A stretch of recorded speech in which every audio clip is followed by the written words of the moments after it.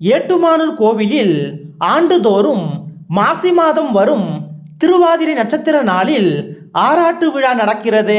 10 நாட்கள் நடைபெறும் இந்த விழாவின் 8வது நாளில் ஏழரை பொன்னானா என்ற சிறப்பு வாய்ந்த நிகழ்வு நடைபெறுகிறது.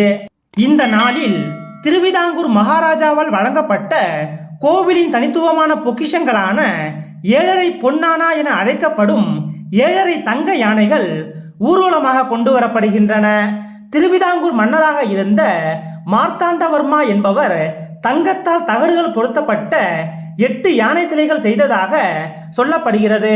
அவருக்கு பின் வந்த கார்த்திகை திருநாள் என்பவர் அந்த யானைகளை இந்த ஆலயத்திற்கு வழங்கி இருக்கிறார். இவற்றில் 7 யானைகள் 2.5 அடி உயரம் கொண்டவை. 8வது யானை இவற்றில் பாதி அளவு உடையது. எனவே இவற்றை ஏழரை பொன்னானா என்று